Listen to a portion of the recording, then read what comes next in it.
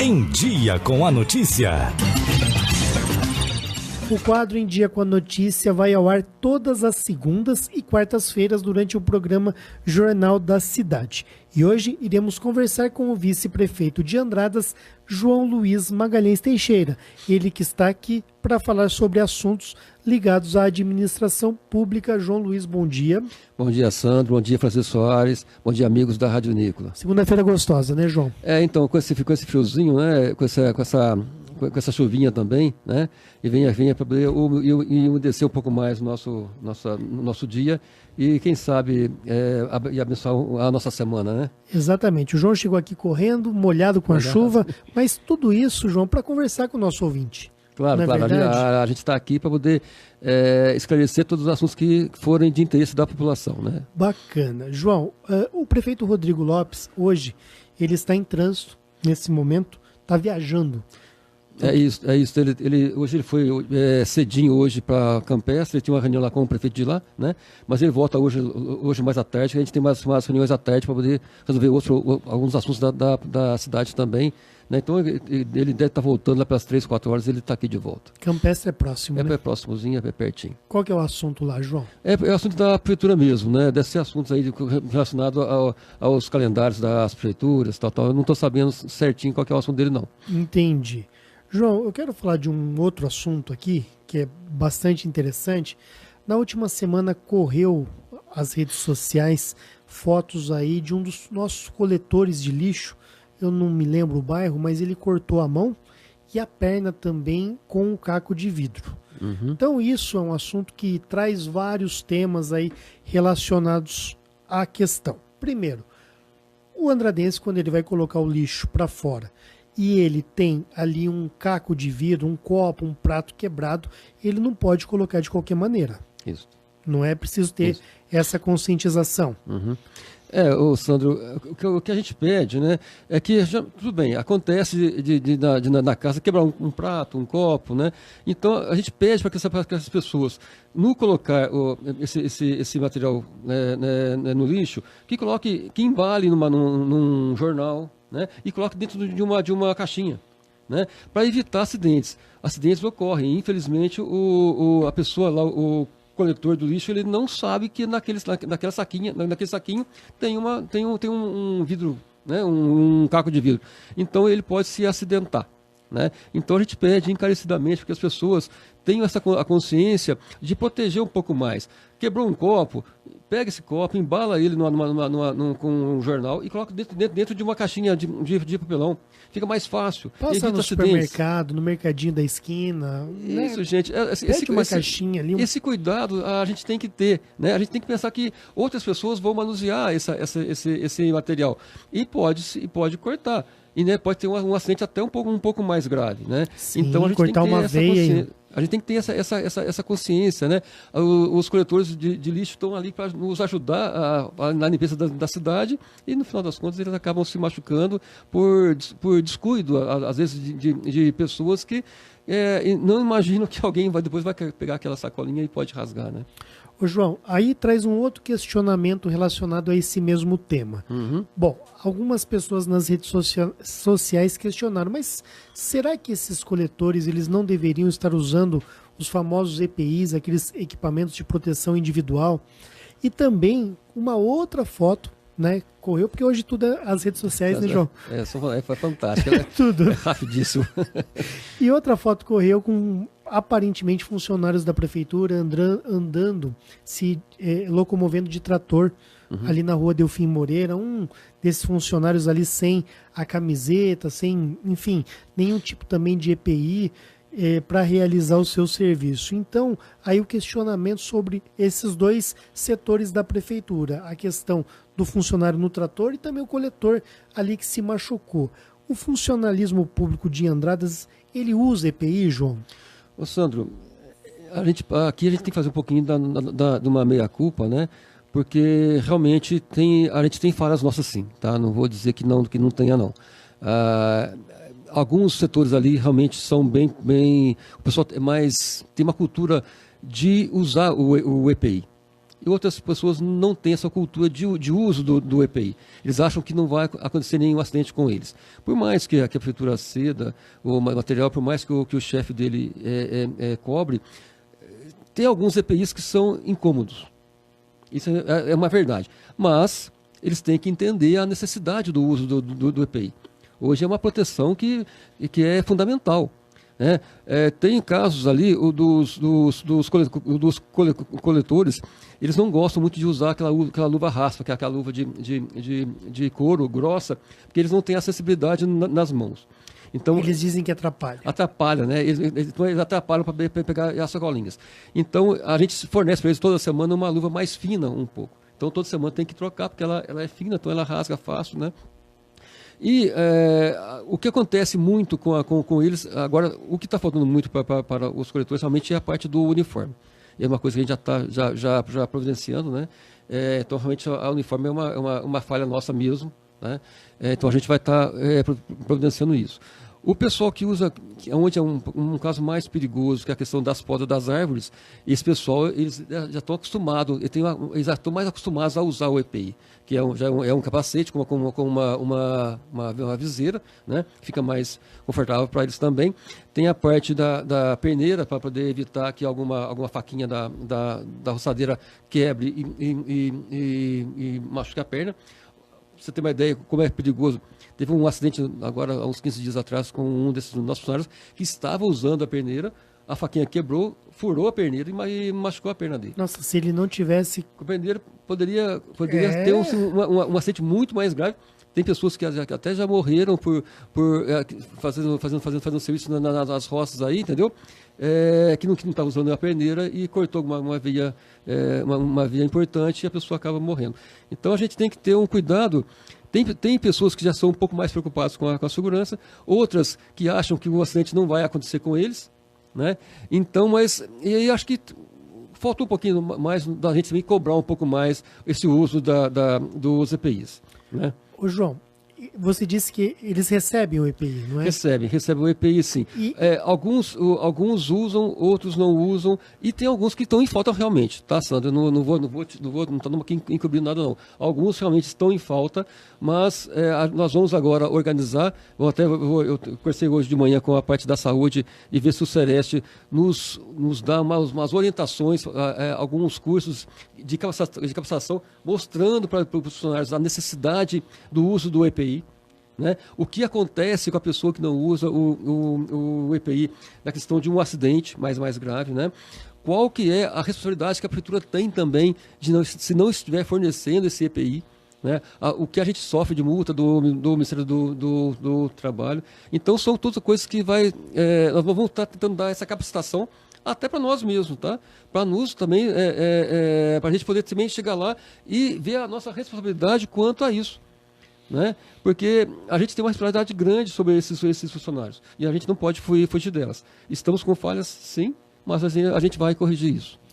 Ô, João, quando o funcionário recebe o EPI, ele assina algum termo? Assina um documento. E posteriormente, se ele não usa aquele EPI, se ele sofre um acidente, a prefeitura ela tem como ser cobrada?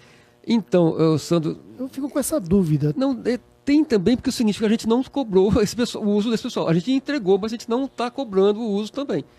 Entendeu? A gente está coberto, porque a gente forneceu o EPI, mas ele não tem um chefe, ele não tem uma pessoa que está ali junto com essa pessoa, obrigando ele a usar o uso desse EPI. Então a gente tem que saber, até para a gente poder saber quem que a gente pode cobrar. Tá, e se a pessoa, ela sendo cobrada, olha, você tem que usar o EPI, ela insistir em não usar, ela pode ser punida de alguma maneira? Pode sim. Porque ela pode receber advertências e tal, e ser até suspensa do trabalho, né? Então, o que a gente tem que fazer é manter o pessoal criar a cultura, né, o hábito de uso do EPI. O EPI, eu sei que alguns são incômodos para usar, eles não são confortáveis alguns, mas eles são necessários. entendeu? E a gente vai fazer de tudo para nós também nos organizarmos e fornecer todos os EPIs necessários para eles, para não ter desculpa de não usar, e também conscientizá-los do uso. Isso é importantíssimo, é fundamental, e a gente até agradece esses esses leitores e ouvintes da Vinícola que participaram desses grupos e estão nos informando, né, para que a gente possa também estar cobrando o uso desses EPIs. Infelizmente, nós não temos controle, nós somos mais de 1.100 funcionários na prefeitura. A gente não tem controle sobre sobre todos eles. Então, nos informe, sim, até uma ajuda para evitar algum acidente que possa acontecer. A pessoa não usa porque ela não quer usar para poder prejudicar ninguém. Não é isso, não. É que ela não tem o costume de usar, infelizmente. Então a gente tem que mudar essa cultura mesmo, né? E também até a cultura nossa, de exigir um pouco mais o uso desses EPIs. João, eu quero só destacar, né, que, olha, você vem aqui de coração aberto e fala, olha, realmente a Prefeitura de Andradas ela tem que fazer um meia-culpa, ela pode melhorar nesse aspecto. A Rosângela Granato, né, a jornalista do jornal Andradas Hoje Regional, ela sempre destaca, olha, não tem uma administração pública tão aberta como essa administração Rodrigo João Luiz. Tudo que é falado, seja crítica, seja, né, a gente fala, né, João? Aquilo que a gente pensa, ô João isso, ô João aquilo, ô Rodrigo isso, e tanto você como o Rodrigo sempre recebem bem isso. Às vezes, no passado, né, sem citar nome, ou sem falar só de Andradas, mas na política brasileira como um todo, João, a tendência é a pessoa sempre ter uma postura defensiva. Isso. O administrador ele sempre tem uma postura defensiva. Então eu acho muito bonito chegar e falar, olha, nós vamos melhorar nesse aspecto. A prefeitura pode cobrar. E não está fazendo como deveria até o momento. Então, Sandro, isso acontece. O Rodrigo sempre fala, a gente não pode ficar transferindo culpa, não. Né? Nós somos seres humanos, somos passíveis de erros também. Né? Você vai falar assim, a prefeitura está a mil maravilhas, sem nenhum problema. Não, infelizmente não é assim. E não vai ser nunca, né? Infelizmente não vai ser nunca assim. Né? Porque sempre tem algo a melhorar.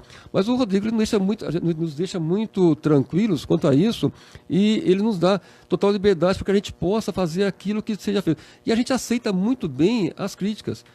Quando a crítica ela é construtiva, Sandro, a gente aceita sim. Sim, vem para apontar uma situação. Claro. Não para denegrir, né? Não, e até porque a gente tem que trabalhar muito na parte da prevenção, né? E toda a crítica construtiva, ela está ali para prevenir um acidente, prevenir alguma coisa maior que possa acontecer no futuro, né? Todos aqui, eu tenho certeza, nós estamos todos aqui, a parte da imprensa, até a oposição, ela quer que a cidade cresça, ela quer que a cidade ela se desenvolva, né? E que evite algum problema maior. Então, o que a gente quer também? Sermos avisados do que é que está acontecendo. Olha, aconteceu isso aqui em tal lugar, o que você pode fazer? Opa, vamos lá, vamos tentar corrigir. Isso é interessante. Eu sempre falo... as eleições elas não terminam no dia 3 de outubro. A população ela se vê obrigada a nos ajudar a administrar a cidade. Então, toda a crítica que é construtiva, ela é bem-vinda. Sim. Ela chega para nos ajudar a nos aperfeiçoar também. Né? Nós não somos perfeitos, graças a Deus. Né? A gente não tem nós não temos nem a pretensão de sê-lo também. Mas a gente está aqui para poder tentar errar o mínimo possível. Essa é a nossa função. João, duas perguntas aqui, ouvintes da Rádio Vinícola, Andréa Ribeiro e a Mariana Monteiro. As duas, elas são grandes artistas aqui da nossa cidade, pessoas que agregam demais, talentosíssimas. E elas perguntam, qual que é a previsão para a reforma do auditório do Teatro Municipal? Eu acredito que elas estão falando do segundo andar, o teatro mesmo, né? Já que o Centro Cultural no térreo está tudo perfeito, né? Então, Andréia e a André Ribeiro e a Mariana Monteiro. Então, André e Mariana, realmente lá a gente tem um problema grave lá, que é a acessibilidade para o segundo pavimento, né? Então a gente tem que fazer até já tem o projeto já pronto de fazer um elevador para ter acessibilidade. E nós vamos ter que fazer também uma escada externa, tá? Para caso de algum problema de pânico, até a pessoa ter mais saídas sem acidentes. O que o problema maior... Ou seja, se pega o fogo no segundo andar, não tem para onde fugir, tem que pular pela janela. A gente tem só aquela escada em caracol tem ali, que aí o bombeiro ele interditou a parte superior para apresentações, não para as aulas e cursos, pode ser feito lá com poucas pessoas, mas para apresentações ele tá interditado, já faz, não sei, uns seus 6, 7 anos já que está interditado. O que acontece lá realmente é a questão financeira. Infelizmente, nós precisamos, até nós recebemos uma verba agora de 60 mil reais para poder fazer a parte do elevador, que a gente vai acabar fazendo, né? Mas vamos ter que rever toda a parte de elétrica lá, né? Entendi. E o telhado. Então, o que está pegando realmente lá é a parte financeira realmente, né? Tem espaço do lado de fora do teatro para ter essa adequação? Então, o projeto até já está pronto. Essa é a verdade. O projeto dele até já está pronto. O que falta realmente agora é só equacionar a parte financeira, né? Agora que a gente está começando a receber em dia os repasses, eu creio que até o final do ano a gente consegue equilibrar bem a prefeitura, e a partir do ano que vem a gente tem uma folga um pouco maior, né? Porque aí a gente começa a receber também o que ficou retido pelo governo passado, então a gente vai ter uma folga um pouco maior, e a gente pensa assim, uma organização um pouco mais tranquila financeiramente a partir do ano que vem, e a gente pode fazer esses investimentos que são necessários para a cultura de Andradas. A gente vê que Andradas tem uma produção cultural enorme e fantástica, né? Muito bem feita, e que a gente tem que estar mostrando isso para a população. E o Teatro José Sivani, ele é excelente para isso. Ele tem uma estrutura fantástica, só que a gente tem que fazer isso com segurança, né? Então, isso depende um pouco de recursos agora, que fica em torno aí dos 200 a 250 mil reais para fazer essa reforma, e nesse momento a gente tem outras prioridades que são mais urgentes. João, quero agradecer a sua participação aqui, né, no quadro Em Dia com a Notícia dessa segunda-feira. Boa semana para você. Sandro, eu que agradeço mais uma vez esse convite de estar aqui, né, na segunda-feira. O Rodrigo não pôde estar aqui hoje, mas para mim é uma satisfação muito grande estar aqui, né? Agradeço a Andréia e a Mariana pela participação também, e convido a população a participar mais. Nós estamos aqui abertos a dar qualquer explicação que for necessária, né? E mais uma vez agradecer a Vinícola pela oportunidade. Obrigado e bom dia a todos e uma ótima semana. Você ouviu Em Dia com a Notícia.